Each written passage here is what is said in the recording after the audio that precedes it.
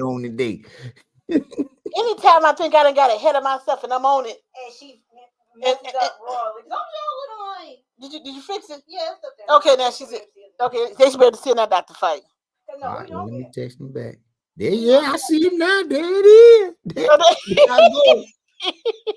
There I go. There I go. There I go. Okay. I'm sorry, you all. Anytime I think I'm jamming, but I got a lot of people on my page, so there y'all go. Okay, some on my page. That's only page one. Well, damn it, I clicked it on. Sorry, pardon my French. I'm sorry, you all. Sorry for you all coming in the show. Sorry for that. Okay, Dr. Fight, now get back to the freak Nick. Listen, okay, so the Freaknik is in first of all, this documentary needs to be removed from Hulu. there you go, Hulu. That's the word I was looking for. It need to be removed from Hulu. That's what it need. I'm saying this right here is debauchery at its finest. At its finest. You got people on here that call themselves the founders of Freaknik, and they proud of it. They're like, oh yeah, when we got together and threw this together, we was just in college. I was at Morehouse, she was at Spelman. We couldn't go home. We lived here, we lived there, talking about all this foolery and all this going on, and we turned it. This crazy. What if our world come to today? What have we come to with this is the thing, and it's like the number one thing on Hulu right now. But see that, and that's when you all always use the word culture, and I go back to those things that you just described, and I was like, that is not Black culture. Why are we embracing this stuff, this sinful, horrible behavior, and saying, oh, this is culture? This is what I always argue about. See, Dr. Fight, he finally coming around to my side. Come on over this way, Dr. Fight. He's like, oh Lord, I ain't coming to L side. But that's what they want to look at. And that's how people look at us and look at all this debauchery and say, oh, that's who Black folks are. And then, so it does not help the fact that you create good times. And you showing more of this horrible stuff and saying, but I told you that's how Black folks live. They the ones who live in the ghetto. They used to drugs. They shoot. They kill it. This is what I argue about. This is not our culture, and I want people to stop saying that it is. But then it doesn't help when Steph Curry, JB Smooth, Tisha Campbell, and all of them are on there lending their voices to this garbage. And you all have established careers in the entertainment industry. This is what I had a problem with. Absolutely. Dr. Fight, what else you got for me, Brianna? Okay, there y'all go. Oh, they coming on. There you go. So normally we always have them. Dr. Fight, do we need to replay the thing for the new crew? I don't know. I don't know that we need to replay it. I'm not gonna make it through that. This doesn't need to be dignified with a replay. Just tell the people. Okay, go ahead. What's next? Who's up on our next? Let's go to Beyonce and Azalea. Let's go to I love this topic. This makes my day. So there's Beyonce and this cowboy why first of all, why is the album called Cowboy Carter?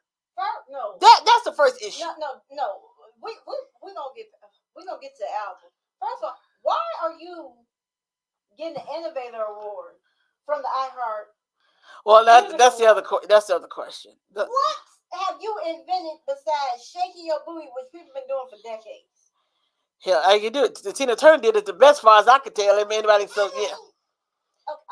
And then, well, anyway, Azalea Banks. So Azalea Banks came out and she said she listened to the album, this album that dropped. What is it called? It's called Cowboy Carter, and they're called Texas. Okay, so anyway, she came and she said she said she likes Beyonce, but she said she's only ridiculed for this album. Okay, and then she said it's not a country album, and she said she should have had more other country artists on there. She should have country artists on there in general. Take a page out of Nelly. Yeah, Nelly, because Nelly tried country too. So she's not a fan, and she said she's not ashamed to say it. And I read the article and I like what she said, because people now, I think that Beyonce is just like, I can just do whatever. People are going to love me regardless. This is what I like to call is people idolizing somebody that to me is. First of all, I don't idolize anybody that walk around on the earth that got same two legs like I do. That's the first thing.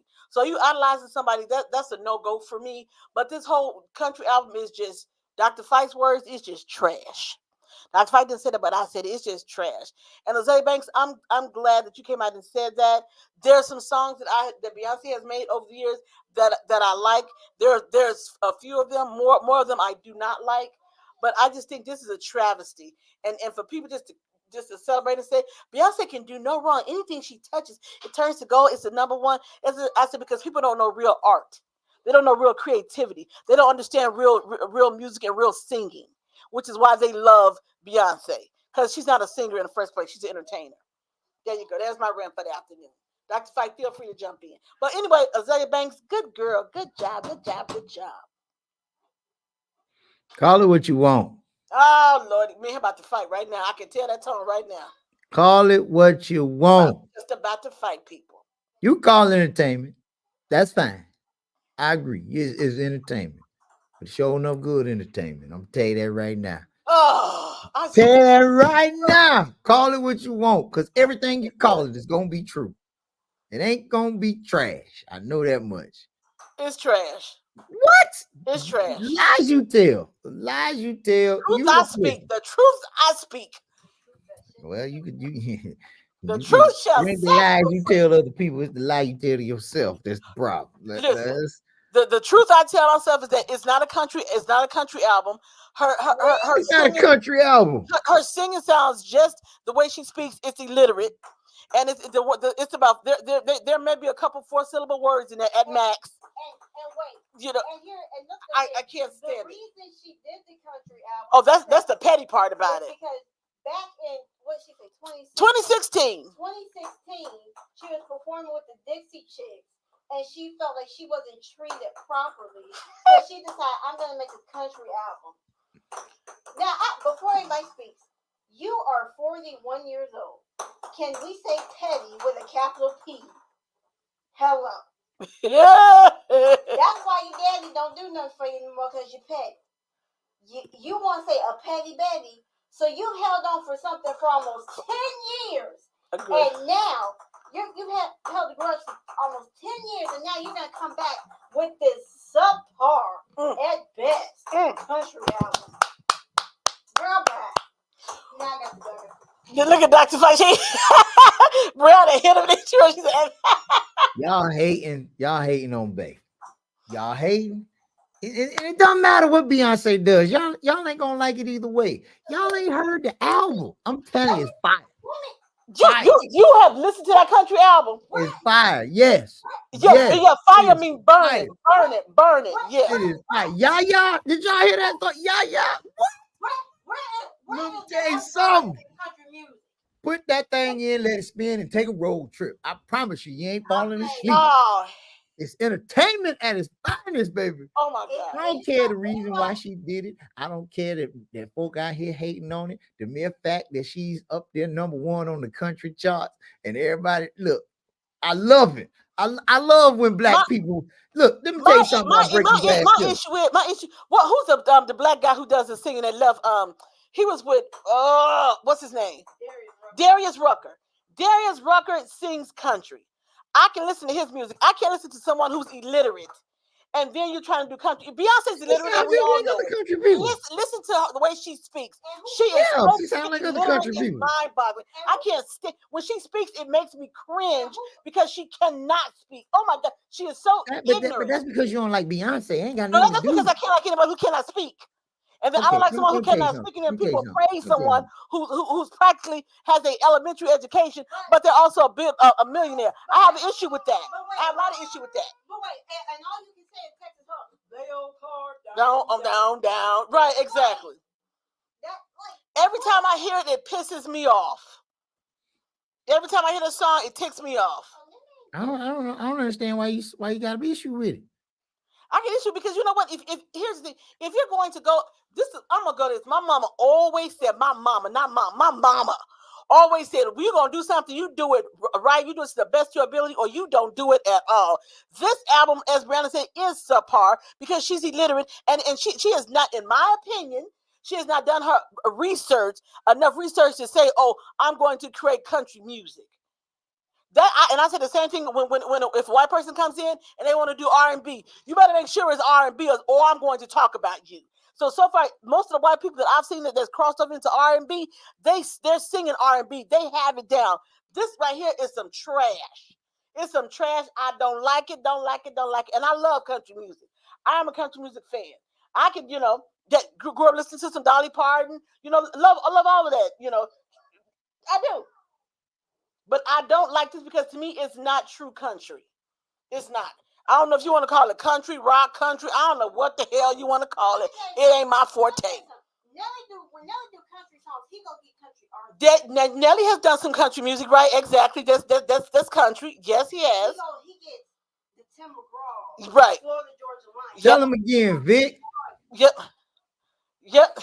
Who said? What's the comment, Dr. Fie? Pastor Patterson said black people started country music. And I don't argue. I don't argue that point. I'm just saying she's not doing it justice. She's not doing it justice. She's not country. More importantly, she's doing this country music album to think I'm gonna prove a point to the Dixie Chicks who didn't respect me when I came to sing with them. Everything about her is a point and status, and it's disgusting. Her and Jay-Z are like that. Was I don't care for either one of them. And Jay-Z is another poor rapper. I could never get into his. Oh my God, no. Yes, Jay-Z sucks as a rapper. Only one. It's a Hard Knock Life. That's the only one. It's a hard. That's the only one that I can ever get into with Jay-Z. Anything else, negatory for me. No. Jay-Z is not a good rap artist to me. My opinion. Look, Dr. Fie for there he goes shaking his head. Oh, he made it back now. Dr. Fie, ladies and gentlemen, I do not want to be associated with anything that Elle says about music. She doesn't. First of all, let me get my resume. Oh my God! Oh my God! I am a member of Kappa Psi, the National Honorary Band Fraternity, where we build better bands, where music is at the core of everything that we do. We know music as brothers and sisters of Tau Beta Sigma and Kappa Psi. We know music. That is our life. That is what we do. That's why we're on the radio right now. It's because it's about the music. But Elle can't appreciate different genres and different fabrics and styles of music. She's caught in the one style. Now, don't get me wrong. Chris Stapleton did Tennessee Whiskey. Is one of the greatest blues songs that's known as country music of our time today. I mean, it's a love song told to the tune of dealing with whiskey, strawberry, and brandy, and just talk. If you're not an alcoholic, you don't know what I'm talking about. But see, that's how people judge music, because since they don't know, they're judging the music. And what Elle is doing, and Rihanna has been sucked into this warped idea of thinking. They have tied the music to the people saying it. So they have an opinion about the people. So it doesn't matter what the music does or says and how it moves you. You ain't gonna like it because you don't like the people. Judge the music on face value, not by the people. So not listen. You can't tell me the Blueprint album wasn't one of the greatest albums outside of Tupac's album and outside of Life and Death by Biggie. That album by Jay is one of the greatest rap albums of all time. And you can't tell me no different. You know what? The thing is, I grew up listening to multiple genres of music. I am not a one note person. I am very selective, and I pick and choose what I like and what I don't like.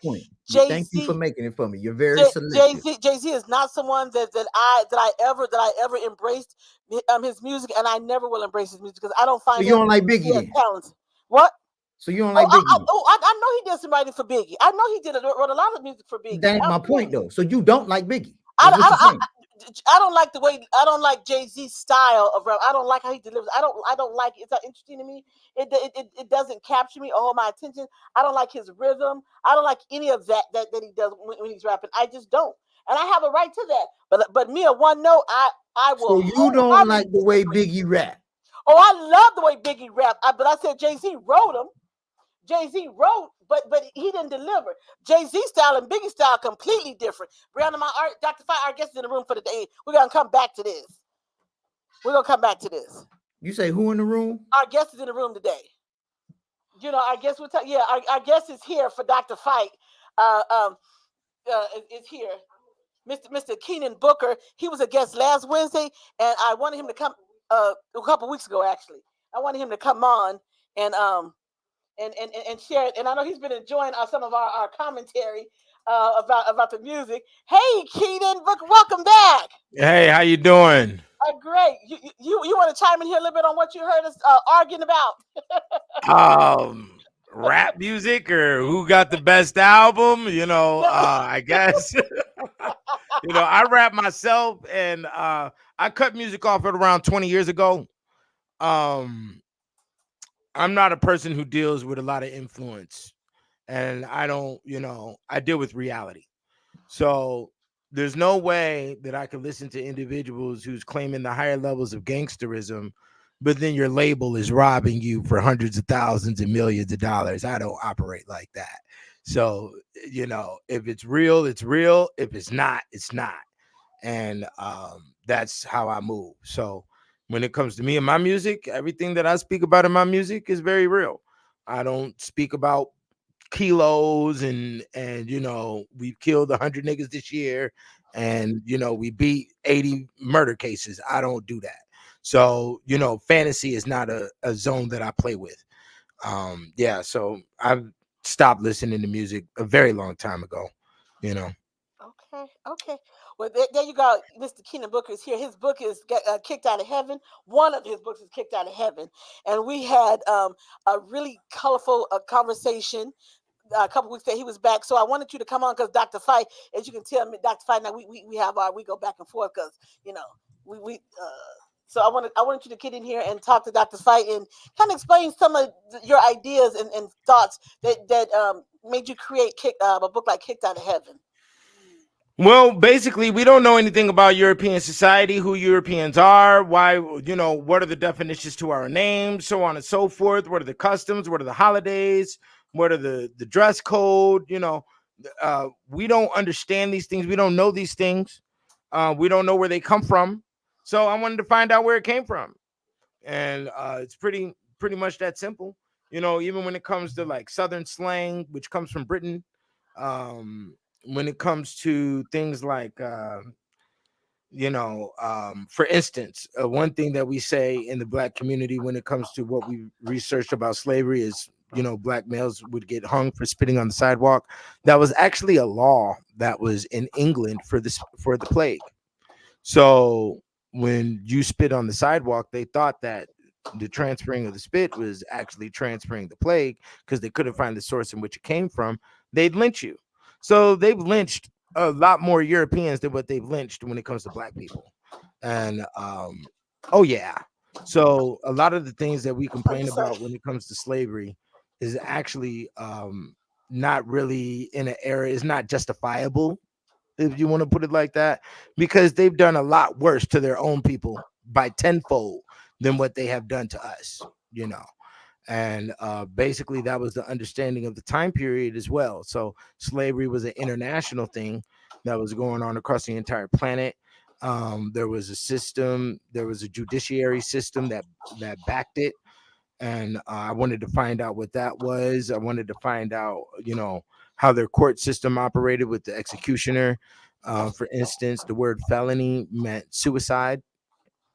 And during those times in the 1500s and 1600s, which is also related to how we use felonies today. If you were to catch a felony of today, you were basically ostracized from society. Metaphysically, you have committed a suicide. So you can't really, vote or be an owner of a firearm. And there's a lot of other things that that disassociate you from our society as being a felon. And the spirit of that and the root of that started in the medieval times. There's a ton of these things that when it comes to the word usage that we don't thoroughly understand. So when it comes to African Americans, we've only used English for maybe about 100 years solid, maybe 200 years at most, but the English language has been going on since about 1200s, 1300s. The mass production of literature has been going on since the 1400s, and Europeans were the first ones to mass produce literature, and therefore they had an exercise in the usage of words and caricatures and cartoons that's way greater than what we understand. So basically, the kicked out of heaven is understanding the cage that we're in, and also to expedite our understanding inside this cage, whether you want to call that cage Western civilization or you want to call that cage planet Earth or the human body. That's where we're at right now. And in order to understand it greater, you're going to have to understand European culture, white male culture. So that's why I wrote these 3 books. Dr. Fie? So help me understand something. So kicked out of heaven is I'm trying to correlate your search for knowledge in these areas to the description of the idea of kicked out of heaven. So you're correlating this knowledge base by saying that in some way, um, where we were prior to slavery times or before the European influence, we were in heaven, and as a result of being shaped under European influence, we've been kicked out of heaven. Is that the thematic thrust? Oh no, it has nothing to do with black people. These 3 books, okay, are exclusively about Europeans. There's a couple of little spaces in there where we're talking about the Moors and what they introduced when it comes to technology, or maybe even fruits like the strawberry, the artichoke, the apple. I think was also introduced by Moors to Europeans, and the bathing practices was introduced into Europeans by Wait, Moors, and then we also have over 120 black Madonnas that the Catholic Church okay, worships. Keenan, I want to interject for a minute. Remember Go ahead. when you talked about the bathing, and when you talked about the spoke of the bathing, you said that one person would get in there, and then another person would follow and follow, and they wouldn't, I guess, rinse out or get new water. They weren't getting clean. I mean, explain that analogy, because that was really interesting to me. Oh yeah, they have bathing houses, and they would have large tubs, and these large tubs would be aligned all across the whole room, and they would sit in the water for hours, and they would eat their food sitting in the water. They would play violins, they would play games while they were sitting in the water, and they'd sit in the water for hours and hours and hours. And they would also, and that's where the term "don't throw the baby out with the bathwater" comes from, is because the baby would usually be the last one to be bathed in the water after 3, 4 other individuals of the family or whatever had bathed in the same water.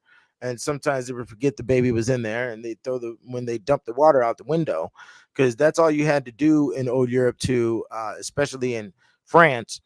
They had a term, it was by law that you had to yell out the window, "Gardy Lou," in order to throw out your feces and your waste out of the window. And that's all they did. So, and sometimes they would forget the baby was in that water, and they would throw them out as well.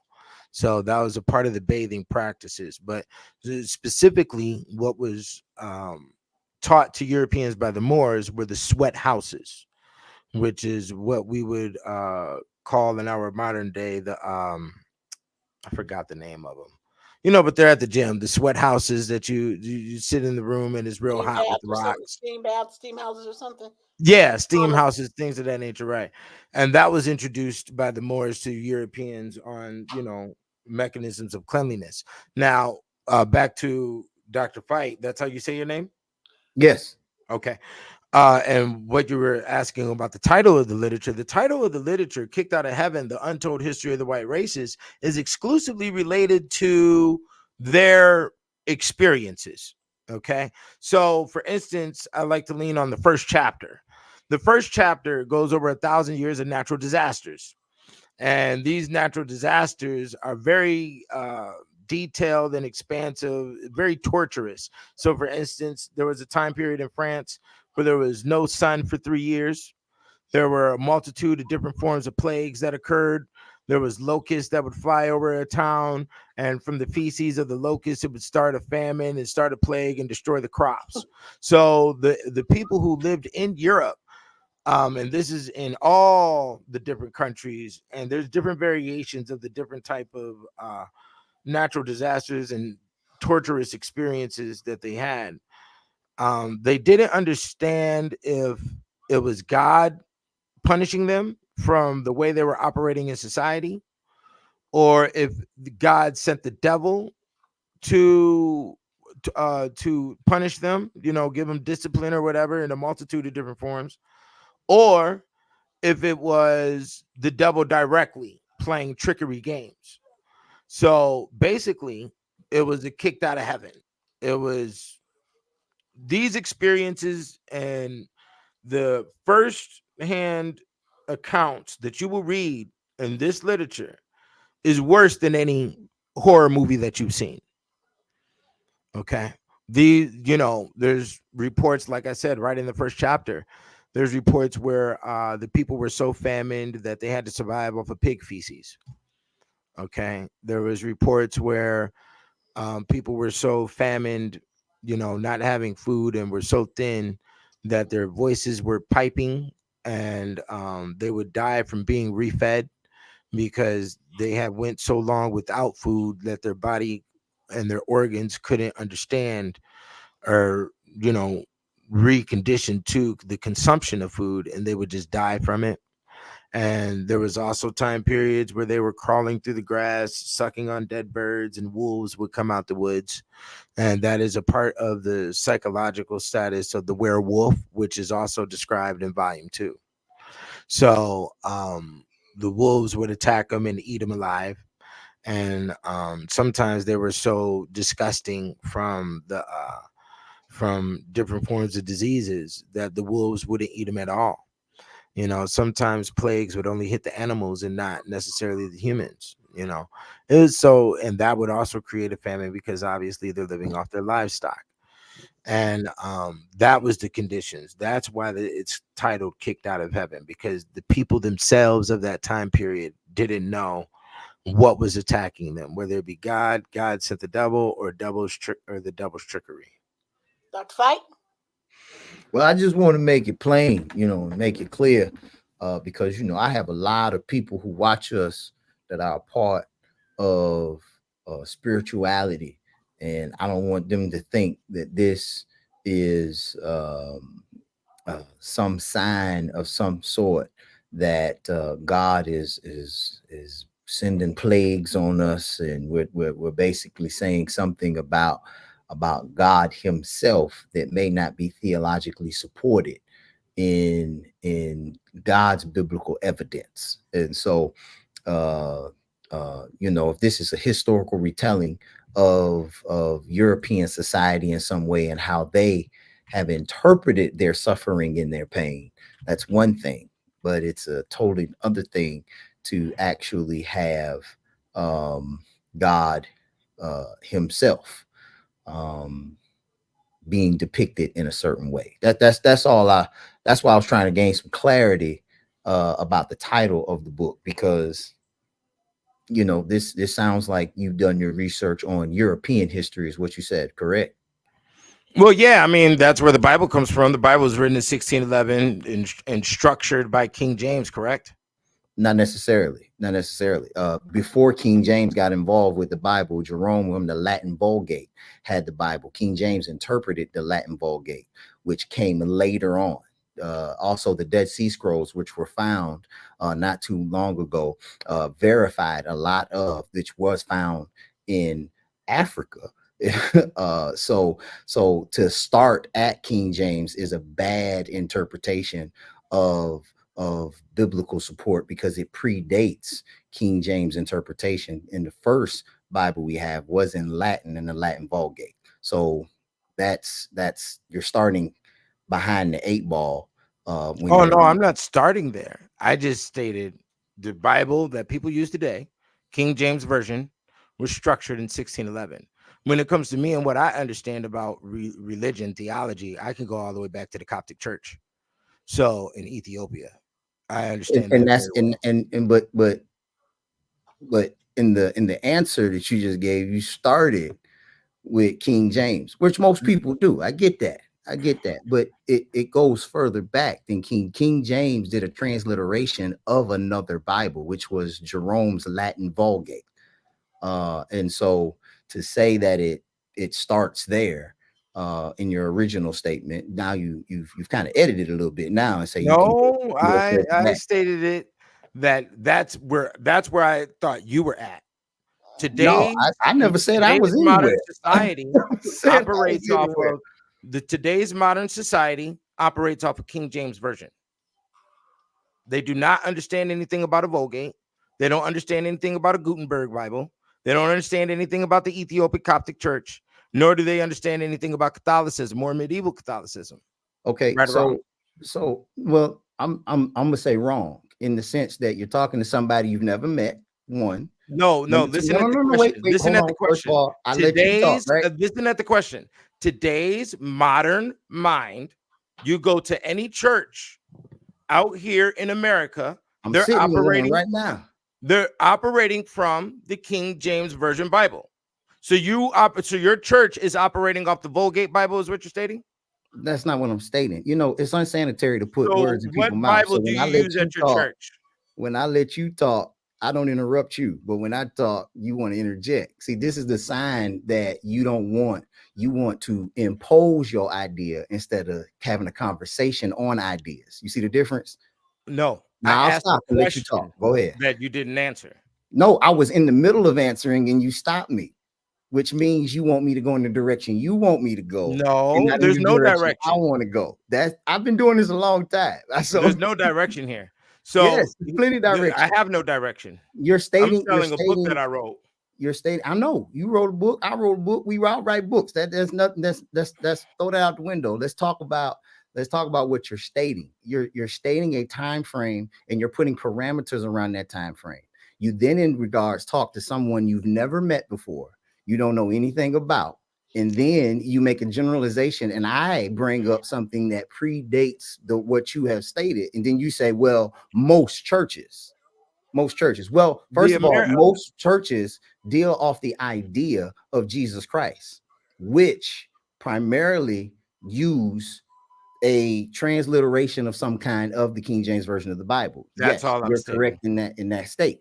However, it doesn't mean that knowledge is not shared within those congregations that give other information. So to deem or even to damn a situation or a church in that manner is not fair to all churches in the knowledge and information they give. Just because they use a transliteration version of a Bible doesn't make them not knowledgeable people on the process by which we got up to this point. And that's all I'm saying. As someone who pastors a church, it's incumbent upon me to inform people about what it is that we believe and how do we get to this point. It's a part of history. You wrote a book about history, and I applaud that. I applaud the idea that you can research and give people historical data. But to confine people and say this is the only thing you know and the only way that you understand based off of this one set Bible is not fair to the people like myself that on tonight at 6:30 p.m. we will have Bible study and take this historical document and put it in the time in which that it is to be interpreted and then have an understanding of how we are to live our lives and apply it day to day. That, by my friend, is where I am called to be to take this document and place it in the proper time frame. So at 6:30 tonight, when you hold your Bible study, you will be using what Bible? Actually, I won't be using the Bible. I'll be using the book by Tom Rainer called I Believe. So Okay. Well, then let's go to Sunday. On Sunday, when you go to church, you will be using what Bible? I'll be opening up the King James Version of the Bible. That is all I stated. Is that from New York to LA, from Seattle to Tallahassee, Florida, or Miami, you use the King James Version, which was structured in 1611. Right or wrong? Right. But what is to say Okay. what exactly? Right. Now, what that states is that King James was a person who came from a specific time period. That time period is called the medieval. Now, there was times before King James. There was many other kings before King James. Do you know how they lived from day to day during those times in Europe? I've read historical documents to depict that. I don't understand your. I'm waiting on the point. The point is that you are culturally bound by Western society, Europeans. Whether you want to talk about it religiously, whether you want to talk about the names of your streets, whether you want to talk about the names of your universities, or like the St. Lawrence River, which is the river that comes into America from the Atlantic Ocean. Okay, I went to North so Carolina there's a lot of University, founded by James buildings Pepper in named after saints, 1910. a lot of parks named after saints, a lot of vehicles like the Armada, which are named after the Spanish fleet of ships that that went to war with France. You know, there's a lot of words that come from European culture that we operate under that you do not know the spiritual context of those words. And I that's don't know the what, spiritual context of those words. okay, then give me the spiritual context of the word relax. I got a degree right up on this wall. You can't see it, That's but not the answer to the camera around. question. I It's asked you from the North spiritual Carolina Central. context to the word relax. A degree First of is not all, it. okay, understand a couple of things. I don't know your spiritual It's interpretation not of the me. word This relax. word Yes, was it is used by the you. You're the one Inquisitors. talking. Okay, You're the one talking. the word relax was No, used no, by no, the no, no, Inquisitors no. Listen. First of of all, the what you got to Inquisition. understand is the same indictment that you make on authors. You are an author, so you too are under the same indictment. Indictment of what? Indictment of what you're saying, that we are shaped in some way by the times in which we are looking to write this material. You're taking King James and you're saying he's a human. So are you. He's in a certain time frame. So are you. He authored this book based off of certain things. Which are you as well? Like like you can make, and anyone else in this world and in this field can make certain indictments. Look, uh I I have faith in God. This book that I use, the Bible, in today's world, I got a Bible right here. Let me ask you a question. The word God, what's its root language that it comes from? Which one you want to deal with? Because That's not everybody the answer to claims, the question. I every asked you, language on the planet claims some ownership to the root word God. no. Everybody. Is that not I true? asked you because it's an Is that English not word. true? It is an English word, So you right? telling me other languages don't use the word God? Now they do because the English language is taking over the whole planet. But like I Now, stated, no, there is a root to there the are word. languages that predates the English language that was using God prior to them, prior They to weren't English. using the word God. What word were they describing a higher power and a supreme being? By names.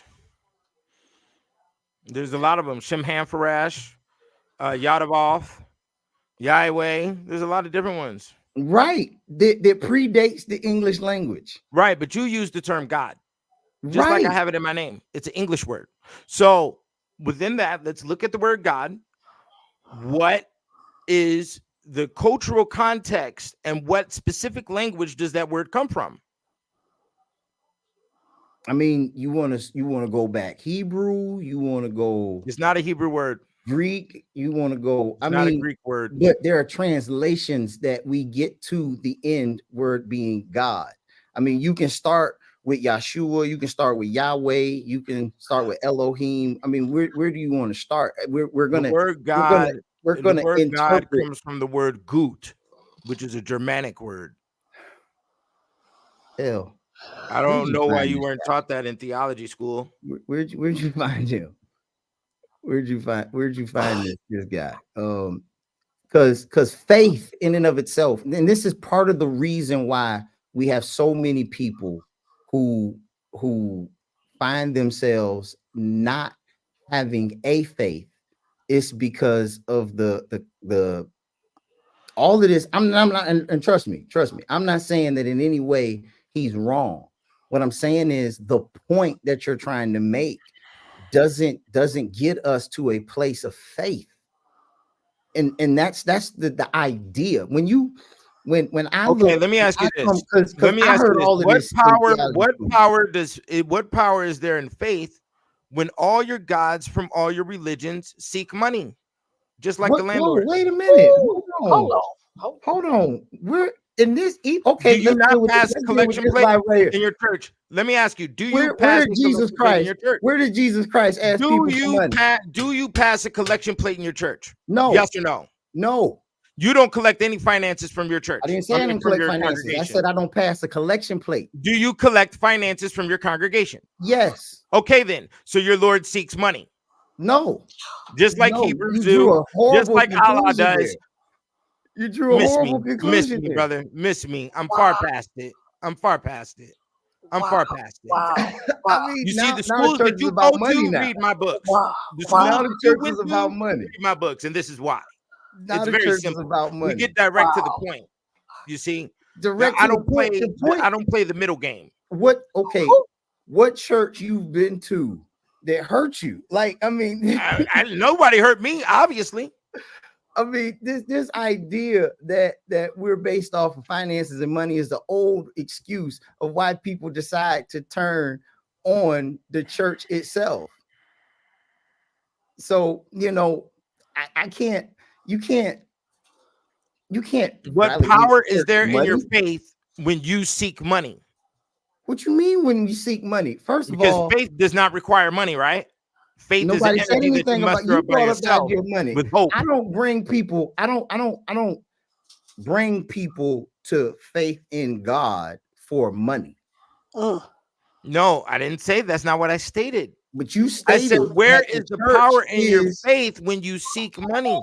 Faith When is a I don't know system when that's I get up internalized. on Sunday morning and I stand in front of my congregation, my idea is not to seek money. As a matter of fact, But you're doing it.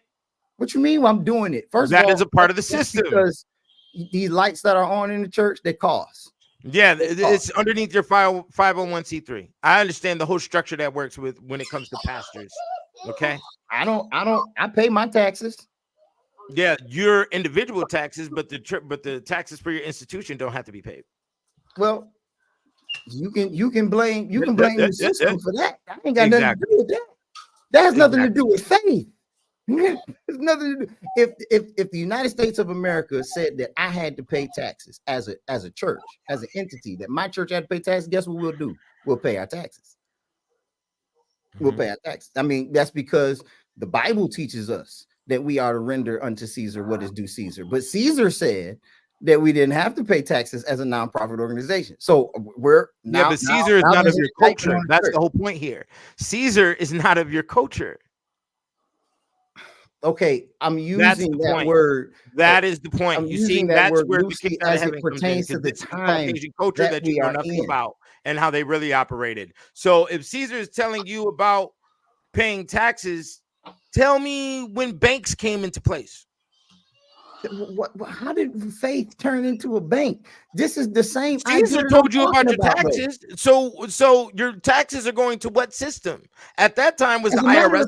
If you take a proper interpretation of Jesus Christ, I believe when he saw the money changers in the church, he turned over the tables. I believe that's in the Bible. I've only read it just a couple of times. But that was the time period of Rome. Okay. So, but yet and still, it's something that Jesus did to show that he was unpleased and unhappy with how. Right, but you have to understand that was done in Rome. That is not culturally where you are from. Okay, so my church is in You South are Carolina. your So I'm not in Rome, so I can't your go off of what descendants Jesus come did from then, either right? North America or Africa. You are not culturally related to a Caesar. Right or wrong? I'm not culturally related to you either, but I'm having this conversation. Oh, you are culturally related to me. You live in America. You're African American. It's as simple as that. Okay. If you know what grits are, don't you? If you want, you know what grits and cheese is. You're trying to base an argument. You know who James Brown is? You're talking in circles. No, I'm not. I'm showing you what a culture is. Do you know what a culture is? We talk about culture all the time, right? Yes, we do. We talk about culture all the time, and this word is so you just said that we're not culture related. Do you know who James Brown is?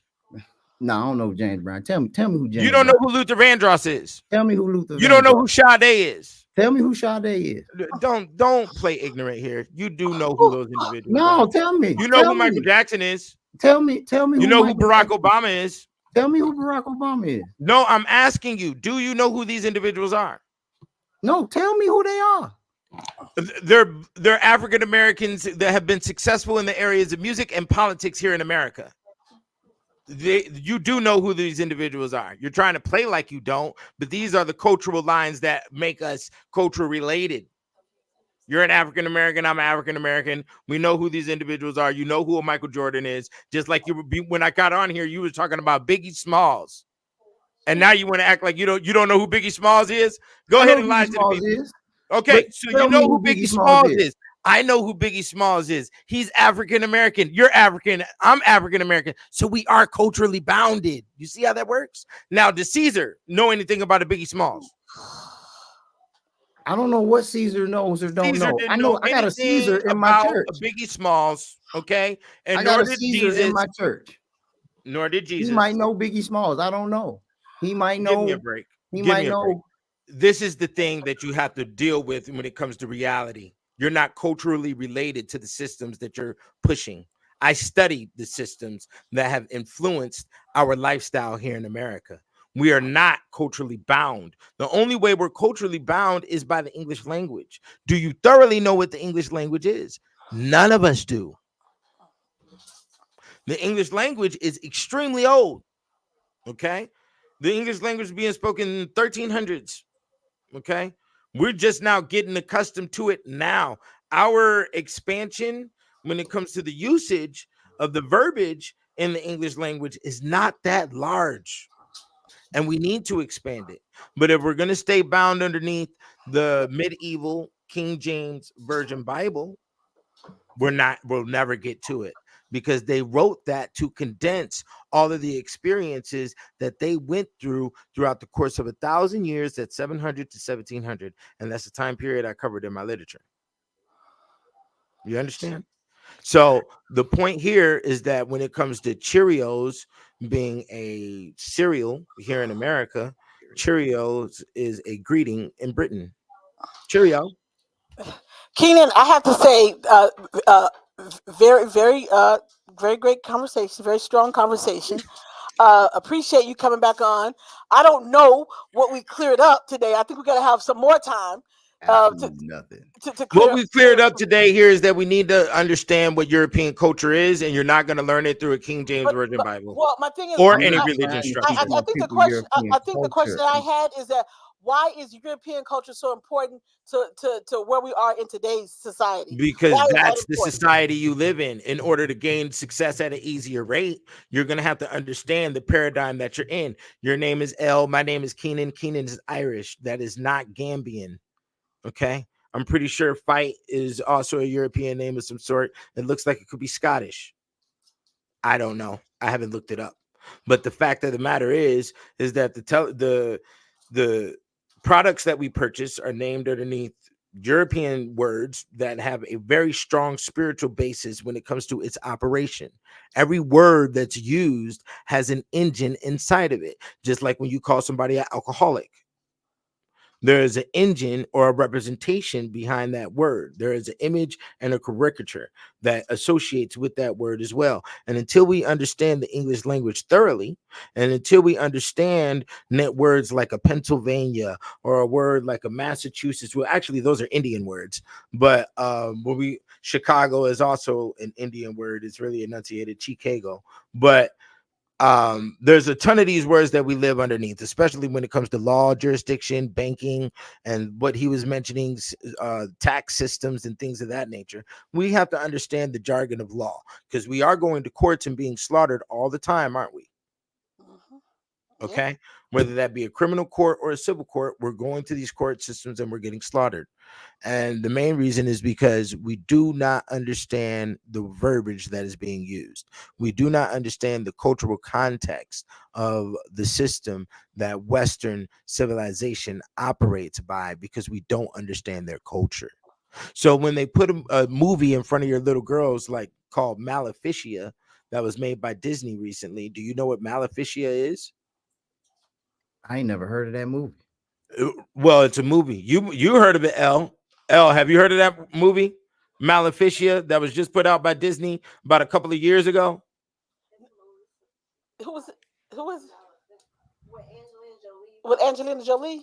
Yeah, with Angelina Jolie, exactly. I knew somebody in the room knew what it was. What Maleficia is the crimes that a witch conducts. And they were doing that in the 1400s, 1500s. That's what got a lot of the women taken to the stake. Why are the people? Why King James was known for taking many women to the stake. As a matter of fact, he got famous because he survived being assassinated by witches. The King James that structured your Bible, 1611. Okay. So when it comes to a word like Maleficia, they put it out on a movie right in front of your own children, and you go watch the movie because your daughter wants to see it. You really don't know what you're watching. You don't know what you're dealing with. A word like Maleficia has thousands and tens of thousands of women that died underneath that word, and it's really into the millions if you want to get thorough with it. Okay, Let me Keenan, let me say okay, let Dr. me Fie, just go say ahead. this, L, and I want all people to understand something majorly about all of this. First of all, I'm not saying that Brother Booker is incorrect in anything that he has stated. What I am clearly stating is a few things. We we have a means that sometimes don't feel like there's an end to it. And at the end of our lives, there's going to come an end to everybody's life. There will. And I believe that our belief system makes a determination of where we or what happens with our life and with our souls after that point. And as a believer, he's absolutely correct. They have been introducing themes to our children and to us through television, movies for the longest time. I mean, this whole idea of gay and lesbianism wasn't just something overnight. It has been introduced over the course of time for years. And so this is not, I'm not saying that I disagree. I'm just saying that what we have to realize is that there's going to come an end. And the statements that we make, there should be a means to the end. And what's the ending point of everything and what we're doing and what we're saying. And I want to lead people to a proper place as with a proper interpretation that they can make a proper decision. And I think that in all of subsets of society, everybody has a different idea of what that end should be and how we should get there. And we may share different views on what means we use in order to get to the end that we think is best and beneficial for people that live in our society. And it's good, fruitful conversation. I respect you, and it is what it is. Very spirited conversation. I loved it. I knew it was going to be a good one, which is why I invited you to come back and wanted Dr. Fie to be here. So a very spirited conversation, and you get to see, you get to hear more and learn more information about how people come to certain conclusions. I guess to research. So thank you, Mr. Booker, for being here. You know, you can come back anytime. You and Dr. With Dr. Fie. I mean, I'd love sitting so I can hear, so I can learn on both parts. So thank you, and have a wonderful afternoon. Appreciate it, and make sure you can tell people where they can find your books at. Yeah, go to kickedoutaheaven.com. I got all 3 volumes right now. There's over 1,000 pictures within the literature to verify everything that's being stated. A lot of paintings from Catholic cathedrals and whatnot. And right now they're going for $50. So just go to kickedoutaheaven.com. You'll get it from me, and it comes with a certification of authenticity as well. So in all things, and I have no problem with anybody. It was a good back and forth that we just had right here.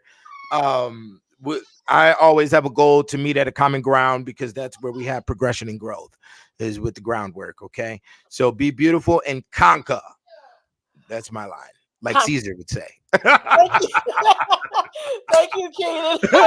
Yeah. All right. I'll see you next time. We'll be talking. Likewise. Have a good one. All right. Thank you so much. All right. All right. All right. There you guys go. Very spirited conversation. this afternoon. Enjoyed it very much. There you go. Okay.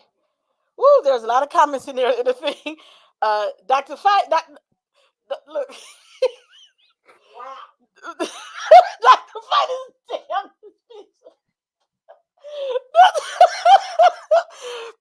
Look, Dr. Fight was excellent.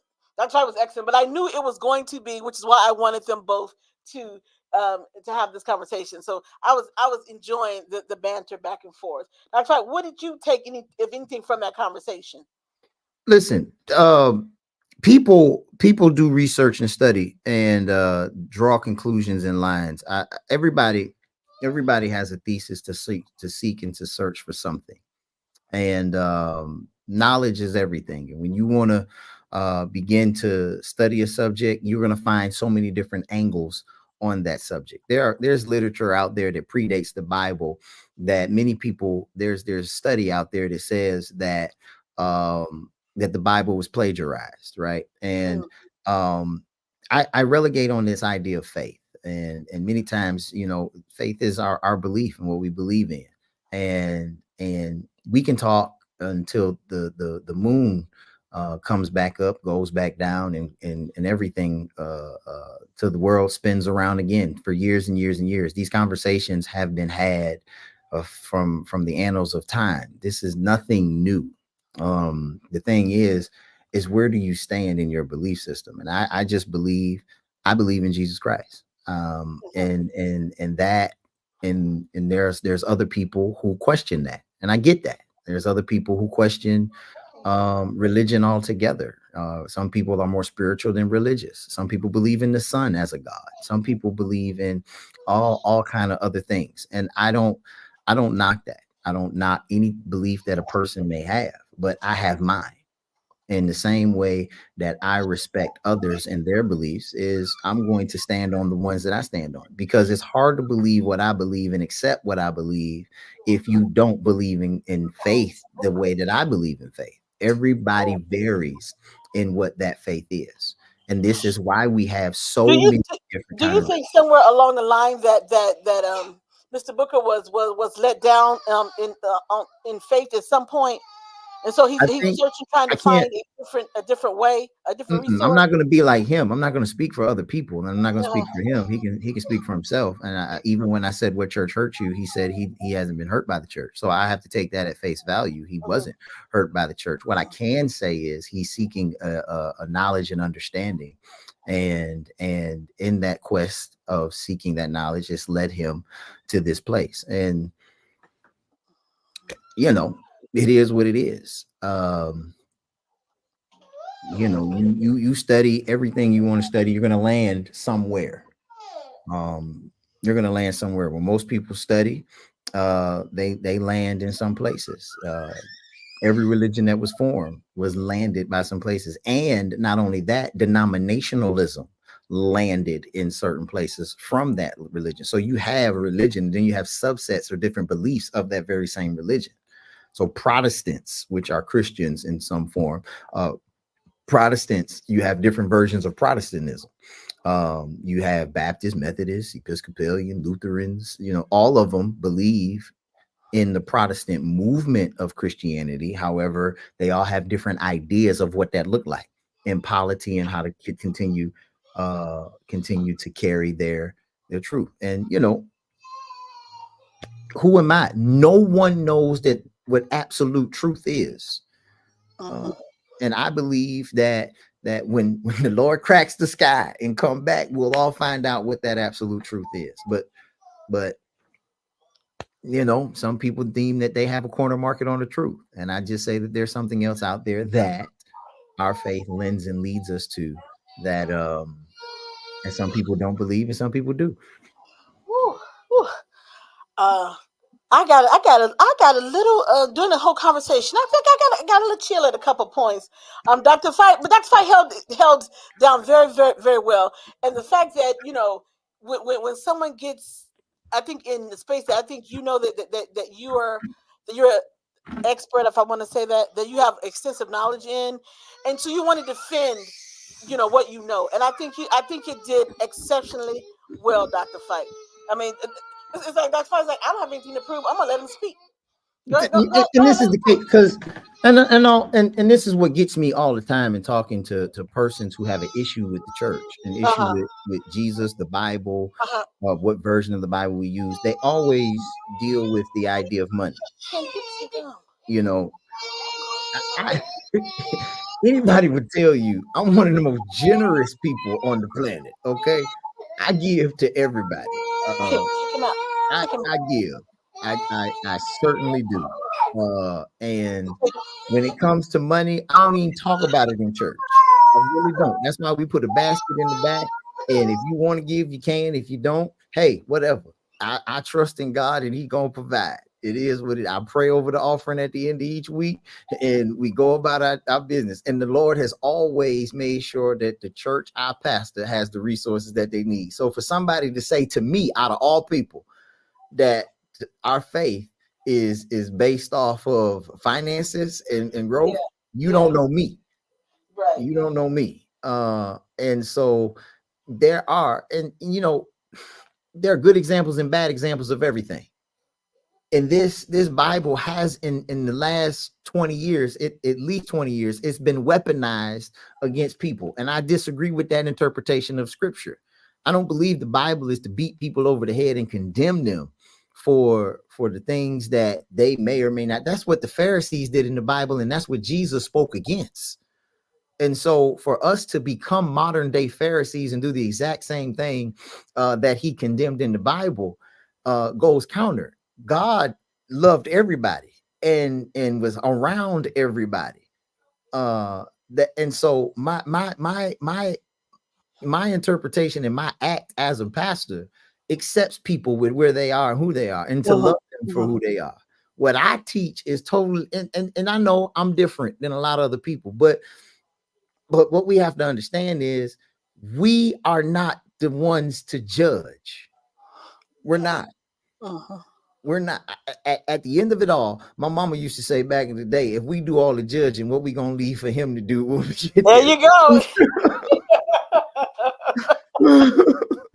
And so we got to understand that some people like to take parts and pieces of the Bible and say, wait, what about this? And what about that? And what about this? And what about that? Well, the truth of the matter is the Bible has some questions that we cannot answer. Yes, it is not a document in which that has all of life's answers that we would want it to have.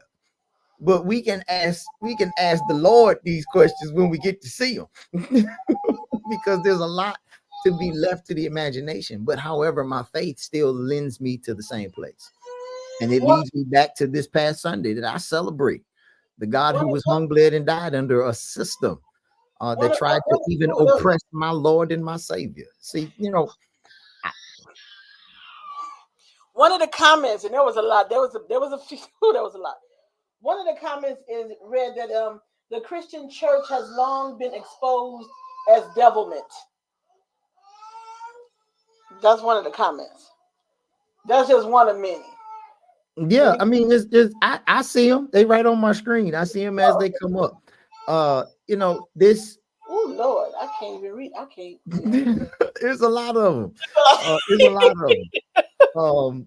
And this is the beautiful thing about conversation, because these same persons that believe what they believe, they're spirited enough to comment in this conversation and contribute to this conversation. And that's what needs to be had, is conversation. But I'm not going to change how I feel and how I view as it pertains to my beliefs, as it is on how I interpret the whole. And I explained the same thing. I said I'm a Christian. I believe I have been. Like I explained to him a couple weeks ago. Is how I was raised. Is what my faith is what I believe. No matter what anyone else writes, it's not going to change who I am. It's because it's my foundation. You know, I'm gonna support the brother. I'm gonna go to his website. I'm gonna buy his books. I mean, they're not gonna change my opinion, but I'm going to support him in his efforts, and I want him to continue to do his research and continue to have the resources necessary to expand his beliefs, because, you know, obviously the church is about money, and so is he. You know, because if he wasn't about money, he wouldn't sell his books. He'd give them away for free. But you know, that's a whole nother conversation for another time, because it's not about the money, right? It's not about but my Lord is about money. That's why I have an offering plate. And I guess on his website, that's why he has a checkout. We all suffer from the same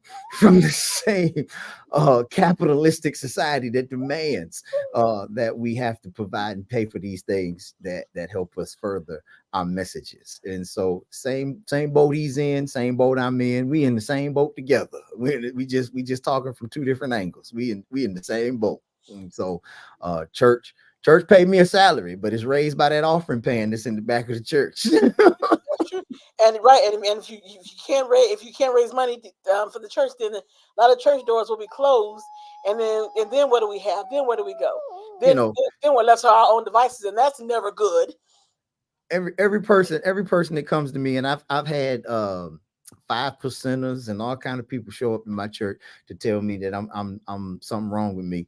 But none of them feed as many hungry people as we feed. None of them clothe as many naked people as we clothe. None of them tries to better society and make sure people have equality in this society. None of them. I don't see none of them at the city council meetings when I'm sitting there trying to fight for our people in our communities. None of them trying to keep Head Start programs that some Republicans are trying to get rid of. None of them are there with me fighting the fight to make sure that our people can continue to get equality. But they want everybody to hear their message, and they want everybody to know what they believe and what everything mean in the world. But people out here, we talk about the justice system, but we not hiring attorneys like my wife and other Black attorneys to speak on behalf of Black people to make sure that we have equitable representation in these type of court systems for folk who went to law school and studied to know what to do and how to navigate the systems. We don't put our resources behind the fact of making sure our people have what they need. There's no person that's ever been a member of any church I've ever pastored that had a court date that didn't go with legal representation. I made sure of that. But we don't talk about that. We just talk about I'm money hungry. That's what we talk about. That's what we talk about. We talk about the church's money. We don't talk about what these resources do. You don't look at my budget and you don't know how much of my budget goes to help people. But we money hungry. We money hungry. So, look, I tell people you can tell a person's priorities by two things: how much time they spend with it and how much money they spend on it. And when I look at your budget, I can pretty much tell you what your priority is. And when you look at my church budget, you're going to see that the priority is the tenets of what Jesus Christ preached in this Bible. Whether you believe in this Bible or not, it doesn't matter if you believe in this Bible or not, because your belief should dictate your behavior. And whatever you believe in, your behavior should follow. You can't say you're a Muslim and you don't follow the Quran. You can't say you're a Christian and don't follow the Bible. You can't say that you're anything and don't follow your order and discipline of your book. And so follow what you say you believe. And that's what I'm going to do as a Christian pastor in my Christian church. You don't like it, you ain't got to tune in. You ain't got to show up to Bible study. You ain't got to show up to worship, because on Sunday morning, I'm going to tell you he died. But on the third day, he got back up again. And if you don't believe that, then my church ain't for you. You don't need to be there. You don't need to tune in. You don't need to click on I Give Fie and donate to our page. You don't need to do none of that, because you don't believe in any of this. Because the Bible says, oh, taste and see that the Lord is good. And if you ain't had the fruit, don't tell me if it's bitter or sweet. Okay. Woo. Today I don't even know where to go. I'm almost lost for words, but not so. So let's go back into some trending topics, Dr. Fie. I'm gonna let you calm down a little bit. I'm good. Dr. Fie is good. I mean, he's good. I saw a new part of Dr. Fie today. There's going to always be some people that's going. No, I don't like people. See, I respect people to let them get and talk. Absolutely. But as soon as I start talking and you start cutting me off, that's when I get a little bothered, because I respect you to hear you out, whether I agree or disagree. I'm gonna listen to you and hear you out. But don't come at me demanding me answer your questions and you don't answer mine. Now at this point, we'd have nothing else to talk about, because that's just rude. So I gave up. Yeah, no, you tell me. You want to do all the talking. You tell me what I'm supposed to believe, and I'm not gonna believe none of it, because I mean, you can't reach anybody you disrespect. You got to treat people with humanity and be able to love on one another. Ooh-wee. Okay, we're gonna get back to some of these comments, but I got to get to this story though first. Want me to go to the comments? A whole lot of Yeah, Dr. Fie said he saw me. They was coming up. There's a whole bunch of. I mean, Dr. Fie. Yeah, he I don't know if he shared it to one of his platforms, the stream, but I think he did. Yeah. he brought all of his followers. Well, some of them anyway. because Pastor Patterson basically said. So the first question is, does he believe in God? No, he is God, because it's just an English word. Oh wow. And then here we'll show what's on here. Oh, you sure? Okay. There you go. That was Reverend Patterson. Pastor Patterson. He said, my man seems like he's hurt and he is not trying to paint a picture. My man said he's hurt, not trying to paint a picture. Whew, okay. It's No, a whole you lot know, of you had Q God on there that says that he's talking about me. He don't even know the book he pushing, talking about faith. This is intelligence versus emotional response. Oh, I saw. Okay, yeah. Right, you saw that one, right? Uh-huh. I'm emotional. Yeah. You talking I'm about this emotional. Yeah, oh, but he's also God too. You notice that, right? You don't even know the book that he's pushing, talking about faith. I'm talking about faith. See, and this, hold on, keep this up there. And I want everybody to understand something. This is the quintessential argument about Christians, that we have emotional responses to a more intelligent, supreme conversation. If I was saying, I think Mr. Booker was a little bit more emotional, but you know, that's just my opinion. Yeah. And I mean, I'm always emotional. Like people tell me. He asks very specific questions. And if I decided to color outside the lines of his question, then I'm not answering the question. Right. So of the essence is like how most people try to prove a point. Because debate says that all of your premises, if people believe in your premises, if I draw a conclusion based off of my premises, then you will agree with the conclusion.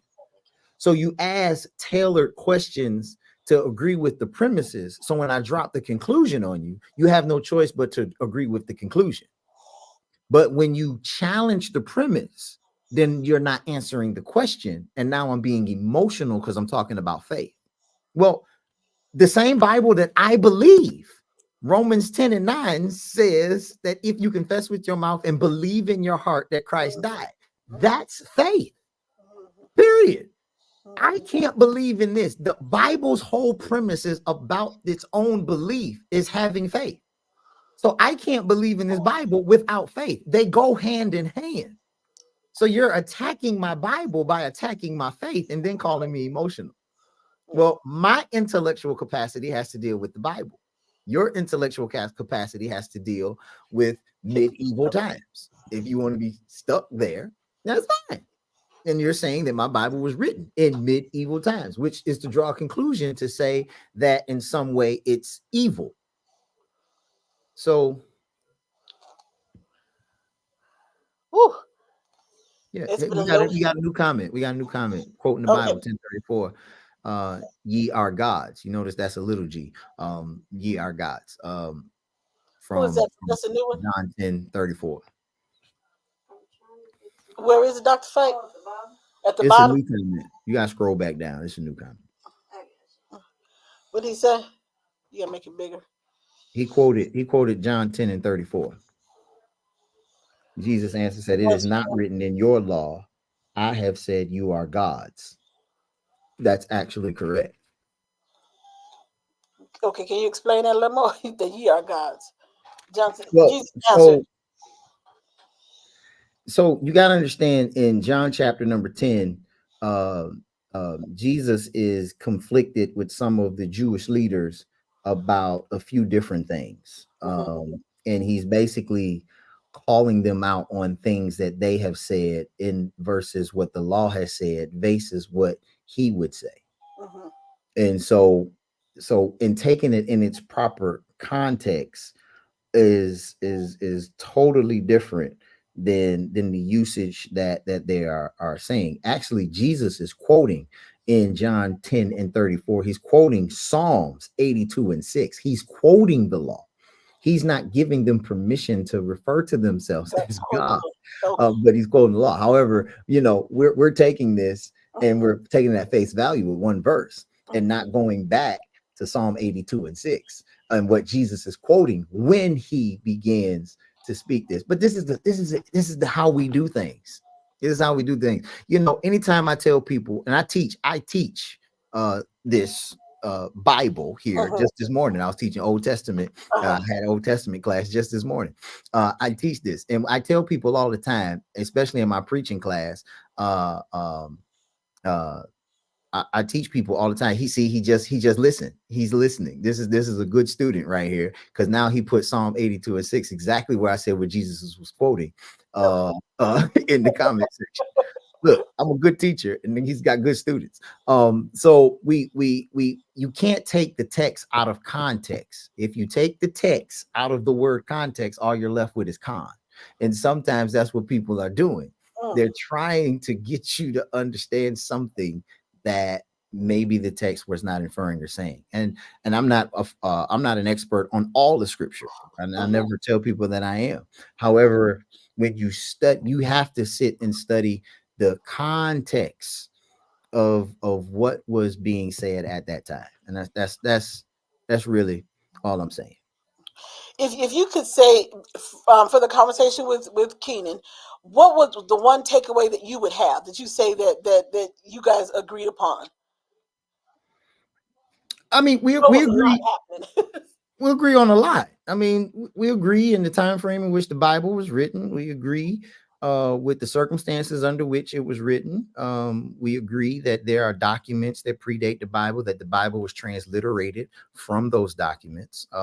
We agree on a lot of different things. I'm not saying that I disagree with most of the stuff he's saying. There's just, like I said, there has to be a means to an end. What do you want people to decide when you finish talking? See, and that's what I tried to gain from him the last time he was here, is that what are your books about? What do you want? Because when people read your books, what is the takeaway that you want me to get from you? I mean, you're a black man talking about white society. Why is that so important to you? That's what I was trying to get. I wanted him to explain to me, and he said, because that's the way that we all live. We live under, I guess, as he said, the laws written by the white men, and trying to get us to understand how they were in medieval times. I think that's what he was trying to say. Yeah, and And in then some those way laws we're that we live by. inextricably bound to be able to in some way share in this search for knowledge. I'm always seeking and searching for knowledge. I study every day to try to seek and search and find out different things that's out there. Do I know everything? No, I don't. I don't know everything, but I know enough to be able to say that I believe in Jesus Christ. Now, whether or not somebody else believe it and want to tear that down, your religion may allow you to tear other people down. That's fine. That's I'm right. okay with that. Do, do, do you? Because I mean, I find myself, because he said I guess the one person said it was an emotional response. Do you not feel like you should get emotional when you're talking about God? Because I mean, I told you, I'm told all the time I'm emotional about everything. So that's just Well, me. You know, well, L, what we but I gotta think you understand should be is emotional. I tell people all the time, I don't have to argue with you because God can answer for himself. Hmm. God that I serve is big enough to be able to handle your questions and your issues with him. I mean, there's biblical evidence that proves that people had issue with God, Oh yeah, of and course. God was okay with that. God doesn't have a problem with our questions. He doesn't have a problem with our interrogatives. He don't have a problem with us searching for deeper knowledge and understanding. God does not have an issue with that. However, people who call themselves God do, Mm. because in some sense they want Brianna. what they can't have, maybe, I don't know. That's a question for them. We got Acts 7:48 and 49. Howbeit the Most High dwelleth not in temples made with hands, as saith the prophet, heaven is my throne and earth is my footstool. What house will ye build me, saith the Lord? I don't know what the point is. 1 Corinthians 3, do you not know what you are, God's temple, and that God's spirit dwells in you? Okay, that's the spirit. All right. And another one says, I rather not be given what I'm supposed to think. I take the knowledge as just clearing up perspective as far as kicked out of heaven. And I agree with that. I agree with that statement. I mean, make your own interpretation, and then that's where I stand. That's probably one of the most intellectual statements that have been made in this chat.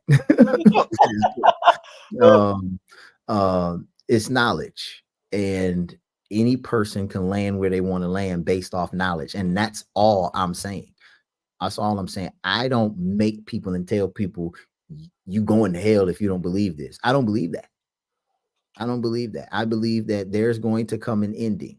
And if you don't have a faith in something, whatever that ending is, we will all find out. That's interesting that you would say that, because there are so many people say, I'm sure you're gonna get some more comments about that. So you're saying, if I don't believe that that you're gonna go to hell, you just said I don't believe that, and you don't preach that, you don't say that. No, I don't preach that if you don't get saved and come to Jesus Christ, you're going to hell. I don't. I don't And look. you know what the thing is, that I hear that sometimes in my church, and that would infuriate me. You know who would say that all the time. If you don't believe in the word, you don't. If you don't believe, or if you don't come in a certain way, Yeah. or you come this, and it's like, Right, then you're going to hell, and I think that's the turnoff for a lot of people when it comes to religion. Isn't that kind of like an old way of thinking? Well, let me just say this. I believe that there is a heaven and a hell. Mm-hmm. I believe that as However, well. however, I also think that that is a decision that has to be made by every individual. And what Jesus did is he didn't force himself on anyone.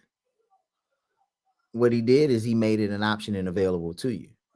Matter of fact, he tells a parable. Jesus tells a parable about a man who had some work that needed to be done. He called some people earlier in the day and promised them a denarii by the end of the day's work. Around about lunchtime, he went out and got some more workers and promised them the same denarii at the end of the day of work. Right before closing time, he goes and promised the same denarii to the people at the close of work. The same money everybody was going to get, the same reward, but each of them started work at a different time. And a lot of people can come to understand that is people making their decisions later in life versus earlier in life, but the reward still is heaven for all those who make that decision. Once you make that decision to work for him, then that's your reward at the end of it. Some people don't like that because some people don't think that the reward is worth having. Even the people in the scripture said, how do we get the same thing that somebody else came later and got? That's what the scripture says. The Bible, this book right here, and the reward is the same. Some people don't like that idea. So I'll wait till later in life to come to be saved because I get the same reward that everybody else gets. Well, if you know when your life is going to come to an end, then go ahead. Take that gamble. I mean, who am I to tell you not to? Because God doesn't want himself to be forced on anybody. He wants to be chosen. He wants to be chosen. Chosen, right. As a matter of fact, one of the commandments says, thou shalt not worship any other gods before me, because he's a jealous God. So in the sense that we have to be able to recognize that this is a decision that you have to make personally. Dr. Fie, I don't even know what to say. Today's been one of those days that you just kind of leave me speechless. But you know what? I'm gonna let you and Brianna go ahead because we try to do the sports wrap up. But I got to get to this one story before you guys get into your sports. You all know the singer Lizzo, right? Great conversation anyway. But Lizzo, apparently she's quitting music now, and I think it's because people have been talking about online, talking about her, suing her and things of that nature. And Lizzo, I don't want you to quit music, but you know what? If you have been doing some things that's not cool, that's not good, maybe change your approach, and then people will. I don't, but people are fickle anyway. They're gonna like you one minute and they're gonna dislike you the next minute. I think if you just stay true to what your passion is and what you want to do and how you want to maneuver in your career, you'll be okay. You'll be fine. You got asked to perform at the Democratic fundraiser. With Joe Biden, Obama, uh, Clinton. So what? You know what? Just I mean, keep doing you. Just keep doing you. And I think that's the message for today in general is that keep doing you. If you do you, keep doing you. I think and keep God first. You can't go wrong. You can't go wrong. Anyway, let me get into Dr. Fight and Brianna when they get to today's sports because it's NCAA. Are we down to the Final Four now? Yes. Oh, thank God. Okay, it's about to end. Who's our Final Four? All you guys keep sticking around for our sports wrap. Woo, so many: Linda, Renita, James, Miranda, Jennifer, Davis, Tracy, Brian. It's a whole lot of you all on there, and everybody who's on our live stream. We love you guys and thank you guys for tuning in. But let's get to the sports while we wait on Dr. Fight to come back. Brandon, let's get to the sports. Let's get to the sports. Let's get to the sports wrap up. She rushing me though. Yeah, hey Jane, my girl Janie was here. Janie, my girl, Miss Janie Gallegos. All right, But let's get to the NCAA. Let's go. So let's see. So you had the women play last night. Okay. So in a rematch of last year's National Women's Championship, Iowa defeated LSU. Okay. Was that a repeat of last year? Yeah. Yes. Okay. LSU won last year, so Iowa won the rematch. Oh, okay. Caitlin Clark, the star for Iowa, she scored 41 points. Pretty good. 12 assists. Pretty good. So they won, and then it came out after Angel Reese. She came out speaking, saying that she's been through a lot. People have been, sending her death threats. Wow. Things like that, and so she's just been through a lot. It's really been challenging for her. And then UConn took out USC, but Juju Watkins did break the freshman Division I record. So, well, let me just say I'm pissed off because my team is out. SDSU is out. Okay. SDSU's been out. So I'm a little ticked off about that. But SDSU, Aztecs, San Diego State. We talking about women. They was never in the women. The San Diego State women was never involved in the conversation. She's talking about the men. Yeah, I'm talking about the men. Yeah, there you go. But they long been gone. Let it go. Okay, I'll let it go. Let it go. Okay. I thought they was gonna lose the UAB and they didn't. So don't sleep on the Aztecs. Don't sleep. Don't sleep on my Aztecs. Don't sleep on it. there we go. She only got into it since last year. Ask her to watch the college basketball game. Well, that's because that's my alma mater. Like I said, when I know they winning, I'm gonna be on you when you're winning. Now, when you ain't winning, I'm like, okay, they losing. Now let it go. San Diego is not known for having really good sports teams. Okay, I'm just saying we ain't known having good sports teams. Anyway, so that's for the women's side. NC State is also in there. On the men's side, you have UConn. They just buried Illinois with a 30-0 run, and that was the end of Illinois as we know it. Dang it, Dr. Fight, don't like because your North Carolina didn't do much better either. So let's not be shaking your head like your teams are great either. Well, they have NC State, but the University of North Carolina out, Duke out. Dr. Fight, all them Dr. Fights right there. Look at that. Whoa! Duke ain't nothing to Dr. Fight. Listen. I just got to having a riveted conversation about my Lord and Savior Jesus Christ. So I don't root for no devil. Don't know God-fearing Jesus Christ preaching preacher root for the devil. I know that's right. My good friend Daryl Scott, if he was on, he'd be mad at me making that statement right now because he a Duke fan. Oh goodness. But do you know where the word Duke came from? I'm only playing. Don't go. What are you playing? So yeah, so you got the final four, then it's the championship, and then that's it. Okay, who are we looking for to be the last standing two? UConn and Purdue on the men's side. I can't believe Purdue. Get out of here. Yeah, UConn and Purdue, and then I'm going South Carolina and Iowa on the women's. It's gonna be a good matchup between Paige Becker and Caitlin Clark. Yeah. Paige is more of a three-dimensional scorer. She gonna get to the basket. She got a mid-range game, and she can pull up from three as well. If Caitlin settles for the three, they're gonna lose. And is off, she can't. She's not gonna hit 9 threes against UConn. I'm surprised she hit 9 threes against LSU. I'm not. It's because LSU's perimeter defense have been their downfall this year anyway. They lost the first game of the season against Colorado because Colorado got hot. But LSU holds the advantage against most teams based off of Angel Reese and the bigs underneath. They're able to get offensive rebounds and defensive rebounds and keep them in the game. But once you're making those perimeter shots, you take you take your bigs out of the game. And when you take your bigs out of the game, they can't get offensive or defensive rebounds to push the break up the court, and players like Flo, who can get up and down the court real quick and score at will, you take that all, you make them a half-court team.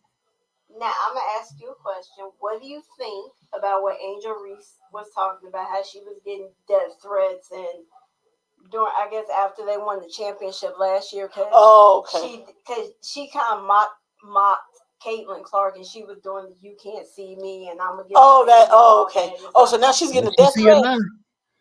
She see her now because she hit 9 3-pointers last night. Woo! 33 feet from the basket, she was draining. I mean, she literally modeled her game off of Steph Curry. Wow. You can see her now. You hear me? Yeah. I know you was all in her face. You can't see me. I bet you see her now. She was doing all this. And so I guess people have been bothering her about that because they told her that was classless. And now don't get me wrong, I ain't like when they did it, but also I ain't like when Caitlin Clark did it either. Caitlin Clark did it at the Big Ten championship before that, but she did it to the stands where the crowd was giving her a hard time. Right. And when they won, she went like this to the crowd, like you can't see me, to the crowd. But then LSU turns around and does it to her personally, not to the crowd that was giving her a hard time, but to one of her components who she was playing against. And they got you know, they still putting these comments up here like I don't see them. Get out of here. What's the latest comment? God 720. He says, I appreciate your patience dealing with somebody like the pastor. Oh, hello. Like I gave him a hard time, right? Somebody else said you can't be holy in that industry. Wow. Well, those are his followers. Oh man, it's you know, I deal with this all the time. People coming for me don't even know me, so it's fine. I'm used to it by now. I'm used to it now. Like it's cool. It's fine. It's fine. You know, I call them thumb thugs. So anyway, that's what's going on. We're down to the final four. Well, I'm glad when you get finished because I'm tired of NCAA. They go real fast, and then all of a sudden it kind of goes to a drip. I'm gonna need them to get back to let's hurry up. Well, see, this is the thing. All of those games, it happens fast because all of those games happen over the course of 4 days? Starting on a Thursday and ending on a Sunday, and then you go a week because the teams have to travel to the next location, and then you go a week starting on Friday for the women and Thursday for the men, and you go that entire weekend, and the women end on Monday and the men end on Sunday. with their going to the next, and then now you wait another week to this weekend. You have the men starting on Saturday, and the women starting on Friday, and Okay, the so by the way, women will so we all- conclude on Sunday, oh, and thank the God. men will conclude on Monday. Oh, thank Yeah. God. Okay. Yeah, like Okay, the rest of we. Okay, thank you. I needed to get finished. I can only you all only hold my attention for so long. Now they know this. I need you to But get. you do 2 rounds in one weekend. So you do the field of 64, and then that 60 you win. That 64 you go to 32. Then the next weekend you do from the field of 16. See, I like it when it go fast like that. I like that. But then you have to understand too, it's all those games and they're on like 4 different networks. Right. The CBS, ESPN, TBS, True TV, they're on like 6 different networks with all these games. Well, here's the thing. They didn't disrupt my television watching too much. Oh I no. just said Because it is all about Elle and what she wants to see. Well, it ain't all about me, but I'm like, everybody don't like basketball like you all. Do you all just get immersed in it? And then by June, then by the end, you are like, oh, I don't have any more sports to watch. So I'm saying, take it in stride, people. Well, the XFL is now kicked up. What is It will that? go through the summer. What is that? It's the summer football league. Oh, you told me something new. I didn't know about that. Yeah, XFL, and you got what's that arena football is going on now. And what is that? That's what 7-on-7, I think, indoors arena. So It's football. Okay, all right. To the NBA, we're down to 7 games left in the regular Okay, so season. the Bulls are officially out of any kind of contention right now, right? No. Damn, still? They're the play-in. And stop being a hater. Oh wow. Okay. Them and Golden State in the same boat, so watch yourself. Well, I gave up on Golden State I have just given up on them for the time being. I love my team, but we know they're not gonna go to the championship. They're the same as the Lakers. So okay. As long as the Lakers don't go, I'm cool with it. No, here's the sad part. Oh What God. you mean, as long as the Lakers don't go? They number 9 right now, so they pretty much Stop it. Right, the Lakers in the playing game. Oh Lord. Yeah, the Lakers in the play-in, and they don't have to face Golden State. Oh. 7-8 versus 9-10. Oh, come on. So Rajon Rondo, who started with his career with the Boston Celtics, has officially announced his retirement from the NBA after 16 seasons. Oh, how old is he? 38. Wow. Okay. Okay. Alrighty. So he has officially retired. Last night, Devin Booker had a 52-point game. Oh, Booker stepped up and played, huh? Phoenix Suns. Okay, Booker. It don't matter because all that firepower, they the 7th seed in the West. Wait a minute, I didn't know this. So Chicago has clinched the play-in berth. Really? What that? Explain, please. That's the play-in tournament. So I think Chicago's out of 9 or 10. So the play-in basically.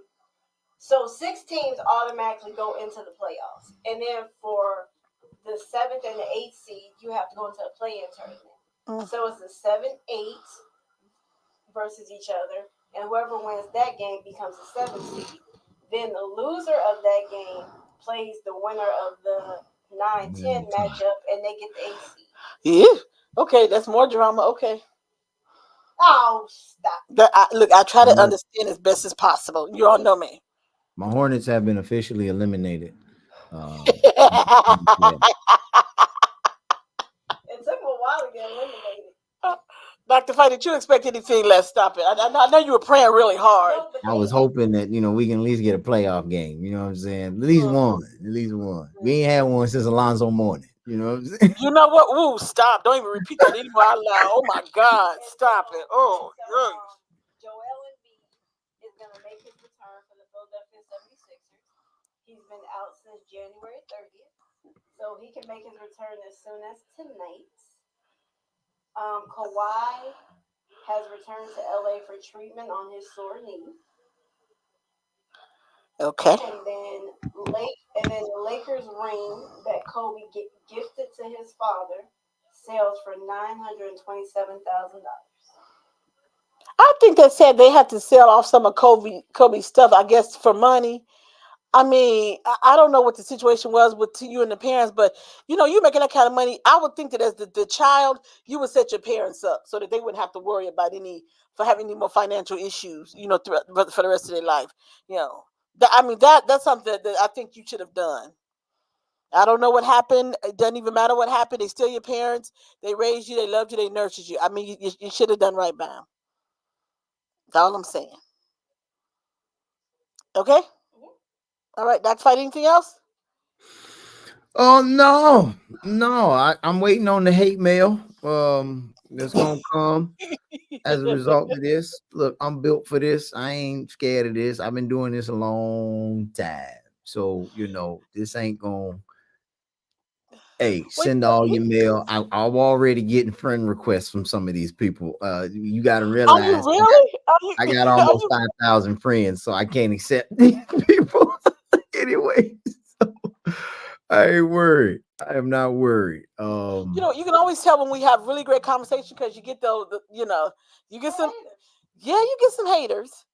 But what the best way to understand each other is to have open conversation and great conversation and allow the other person to speak and get their point across. So I love good conversation. I love why this is why we do what we do.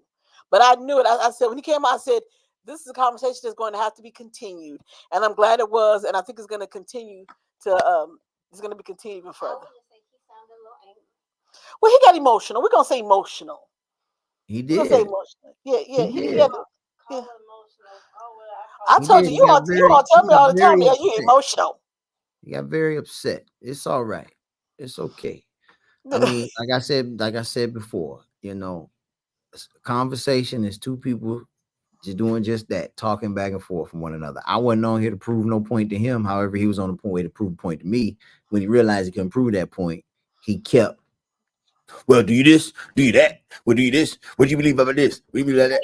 And then he was getting up there because then he kept getting louder. You trying to prove your point. You Well, get you get louder. to get louder, right? Yes, you do. Yes, you do. Yeah, you Anyway, want to overtalk somebody. which I think is very rude. Which is, I mean, I do it all the time too. I want to get my point across, and I feel like I'm not being heard by these two. I get a little loud. Anyway, today, Dr. Fie, we of course because we're just that blessed. We got a new sponsor. We got a new sponsor. MMX Solutions is now sponsor of something to talk about. Cause yeah, yay!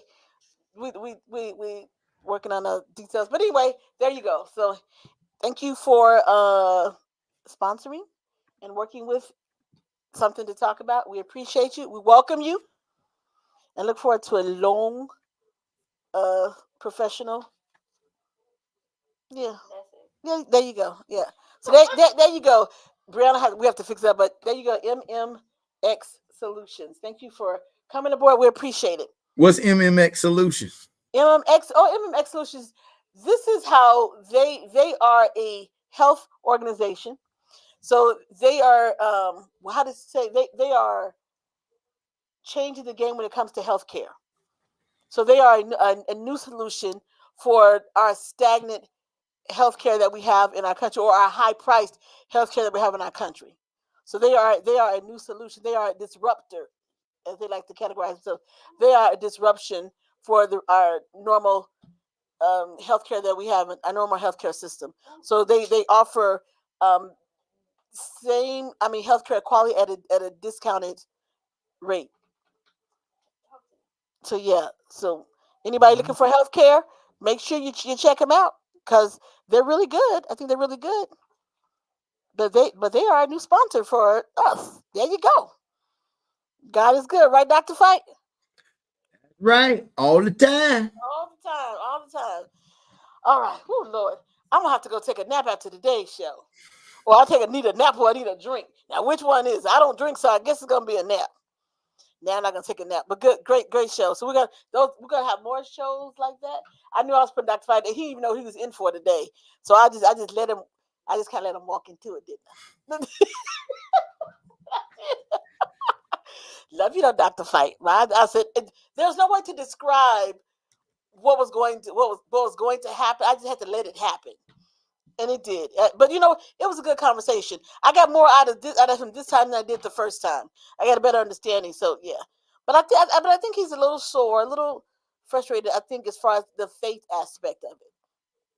So I think that's what keeps him digging to find. He wants to find more answers, and that's what keeps him digging and digging for more answers, more something he can kind of grasp, take a hold of, and say, okay, now I understand the whole faith aspect. Well, it's all gravy, Keep searching for knowledge. Keep on the quest. Look, listen, knowledge is power.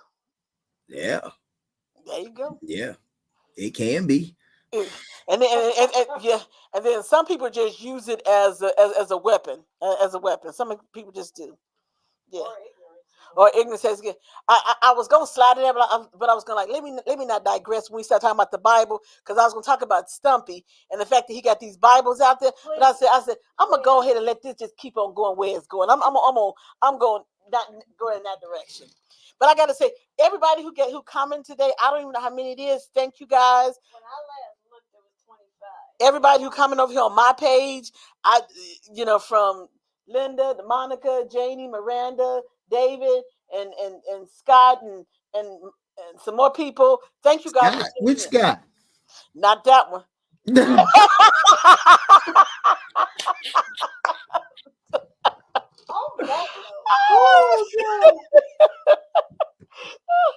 You just threw that one on there. That was one of the quick. Like that, I reject that one real quick before Dr. Fie even tried to dig in there. Nope. Well, since I'm all about the money, I'm about to go get me a free car wash. Get some of this pollen off my car, because one of my fine members got his own detailing company. He washed his pastor car for free. But I'm about the money, so I'm gonna tip him anyway. I'm gonna give him something. Leave me alone. Leave me alone. And if you ever in the Lancaster surrounding area, hit up my man Gabriel's Detailing. One of my members, he's right here. If you need this number, let me know. You need a good clean car wash, let me know. He ain't paid me for this, but he did pay his tithes and offerings. So there you go. And so all you guys on StreamYard and all the comments, thank you guys so much. Make sure you tune back in on Tuesdays and Wednesdays for more amazing guests and great conversation. In the meantime, in the between time, see miracles in life every day. Simply smile. Peace out. There you go. Woo! Oh, I forgot AL Radio and B-Wave Radio too as well. Thank you guys. Wow. Yeah, I know. I forgot. Yeah. Ciao. See ya.